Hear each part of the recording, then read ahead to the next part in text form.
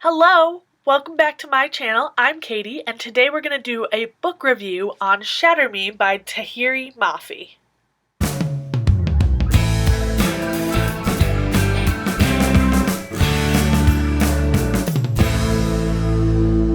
So don't look at this cover, because even though it's shiny, even though it's got that, sparkle,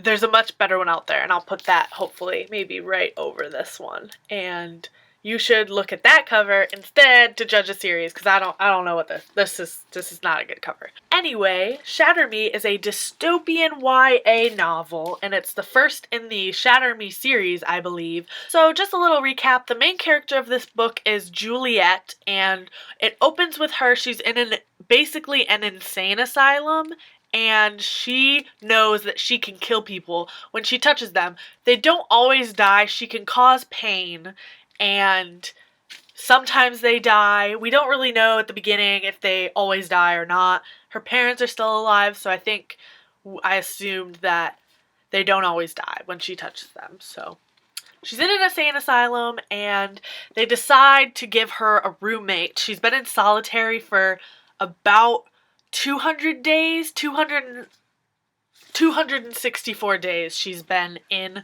solitary. So she's finally getting a roommate, and she realizes the next day when she gets a roommate that it's a boy, and she kind of freaks out because she hasn't talked to anyone in a really long time, let alone a guy that's her own age, and she kind of recognizes his eyes, and it turns out that she knows him from school, and all this stuff unravels. And basically, the reestablishment, which is the new government of the world, wants to use her as a weapon to kill people. So that's the basis of this story. So Tahereh's writing is really interesting and different. It's something that it's a writing style that I've never come across before. She's very poetic, lots of numbers come into play, and she's really interesting. And for the most part, I liked it a lot, but there were times when I thought it was a little over the top. It almost took me out of the situation, because I was like, what was that metaphor? What? Let me find one. This is at the very beginning of the book, and Juliet and Adam, the guy that gets moved into her cell, are talking, and he's trying to get her to say stuff. And this is the line. "What's your name?" The tilt of his head cracks gravity in half. "I'm suspended in the moment. I blink and bottle my breaths." That is, that was just weird. That was just a weird line. I didn't like that one in particular. I think there are a lot of times where metaphors like that really helped the story, and it helped get Juliet's perspective. It helps build a world, but I just like the tilt of his head cracks gravity in half. I don't get it. I don't like that. But there are only a few lines like that. To be fair, I really did enjoy the writing. This is a quote that I really did enjoy that I want to read out. It says, "In the absence of human relationships, I formed bonds with paper characters. I lived, I loved, and lost through stories threaded in history. I experienced adolescence by association. My world is one interwoven web of words, stringing limb to limb, bone to sinew, thoughts and images all together. I am a being comprised of letters, a character created by sentences, a figment of imagination formed through fiction." I really liked that. That was a line where I thought it really worked, and also I kind of felt like Juliet was literally described, like she is fiction, right, to us. So I don't know. I might be reading too much into that, but I really liked that line. Alright, so I'm going to talk a little bit about the characters. Juliet, I liked her. I mean, we're seeing this from her perspective. It's in first person, so it's kind of hard not to like her. She's a little annoying at some points. It's annoying that she's so insecure about herself, but it's understandable. Like, I would be a little skeptical if she wasn't the way she was after being locked up for so long and shunned for so long. So I liked Juliet. I think she's a good character. I thought Adam was really boring. I mean, he's a sweet guy. He has no sense of humor, he was vanilla. He was very vanilla. I liked him, but I thought he was boring. So that's all I'll say on Adam for right now. Warner is, okay, disclaimer, I follow Aaron, I think it's Aaron's Warner or Aaron Warner's. I'll put a link down below. I follow that person on Tumblr, and so I kind of went into this book being like, yeah, Warner's a good guy, like, so I was a little blindsided by the fact that he's kind of a psycho, but he's so interesting. He like counterbalanced Adam really well, because Adam is very straight and narrow and bleh, and Warner is very he's just interesting. He's different. I don't like him as a person, but I like him as a character. One thing that did annoy me with the two of them is Juliet and Warner kept having the same conversation about how Juliet's not a monster, and Warner's like, you're just like me, you are a monster, accept it, accept it. They have this conversation at least 4 times, and I thought that was a little unnecessary. I didn't need to hear that conversation. Like, we get it. Juliet doesn't think she's a monster. She thinks Warner is a monster. Warner thinks they're the same. Like, that conversation only needed to happen like twice. So, that was one thing that kind of annoyed me. I'm really interested in Warner's almost obsessive love for Juliet. I think that he is so desperate to find someone like him that accepts him, that he believes would want him back, that he's kind of forcing this on Juliet, and he's telling her, I could love you, you would be treated like a queen, and she's just kind of like, no, you're a monster, I don't like you. I think if he knew about other people with powers, he wouldn't be as obsessed with Juliet, which makes me think that maybe he has a power of some sort, but also that he just wants someone who's like him to love him. You know, he's got some weird mom issues going on. He's definitely got dad issues, so we'll see what happens in the next book. But I thought that was really interesting that he kept trying to be like, you're just like me. You're like me. You got to accept it. So I thought that was cool. Kenji, at the end of the book, when we meet him, I loved him. I thought he was so funny. I think it's great that he kept his sense of humor.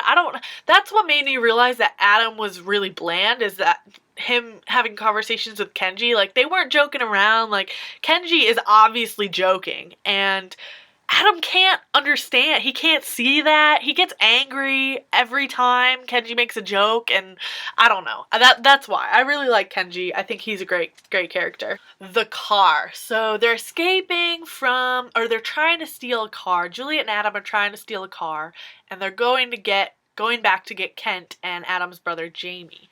And this part, she's like, the door's unlocked. The keys are in the ignition. There's groceries in the back seat. And Julia just kind of waves it off like, oh yeah, like, it must have been someone was prepared to leave in case there was a rebel attack. That's obviously what it was. And I'm sitting here going, honey, no, they've got a tracker in the car or something is going on. Like, why would people just leave fresh groceries in a car in the garage? Also, Warner was waiting for them in this garage. I don't remember if it was in this garage, if it was in the same garage or not. But it seemed like it was the same garage. So obviously there's something weird going on with that car. I think they were a little too quick to trust the fact that it was unlocked and there were keys in it. So the end. I'm really liking the idea that Juliet is starting to accept herself and realize that her powers aren't bad. I mean, she kills people, so they're still bad, but I like the fact that she's kind of embracing herself and her identity now.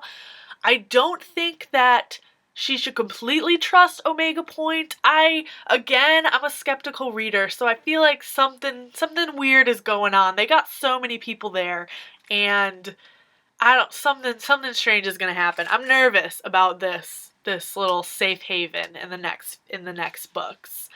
But also the epilogue. What? Why? There's the last chapter, and then there's the epilogue, which takes place just after the next chapter. To me, epilogues are like wrap-ups. Like, this is it. This is what you're getting. This is the end. But I know that there are 2 more books, and this is like a nitpick thing. I just don't know why there was just stick that on the back of the Just stick that on the last chapter. I don't know. That was kind of weird for me to be like, it's a 2-page epilogue, but we still have more books, so. One major problem that I had with this series is that Juliet is the only female that we ever get to know. There are twins at the end, and I believe they have exactly 2 paragraphs of mentions and like a couple lines of dialogue for each of them. There are twins, and they're the healers, Sonia and Sarah, but I don't understand why Juliet is the only, like, I get why there are only guys in the army. I can understand Warner only recruiting men, but when she gets to Omega Point, Winston, the psychologist, Blondie could have been a female, Castle could have been a female, and Brendan could have been a female. I don't understand why they all had to be male, and I hope we see more female representation in the future novels, so. I have a theory about how Juliet got her powers, why Adam can touch her, and why Warner can touch her. I kind of thought about this right after, like, while they were in Adam's apartment. So he says that she's been tested positive for radiation, but biologically she's human. And then he goes on to tell a story about how he spent time in the nuclear field trying to hide the tank. And for some reason, I feel like, I don't know, I couldn't find it, but I feel like we know that Warner has been there too. And I think that's why he can touch her. I don't know if that's why Juliet has her power, but that's definitely why he can touch her. It's because he was exposed to radiation. Also, we kind of get another allusion to that when Kenji talks about how he was stranded in the barren field and he ate something that he thought was a tomato and it wasn't. It tasted really bad, and Juliet's like, oh, it was a nuclear field. And then we find out that Juliet can touch Kenji, so I think that's it. That's gotta be it. I'm interested to see what happens next in the series. I'm gonna give this a 3.5 stars. And I'll see you next time. I will put my book review up of the next novel as soon as I finish it. So, thanks for watching.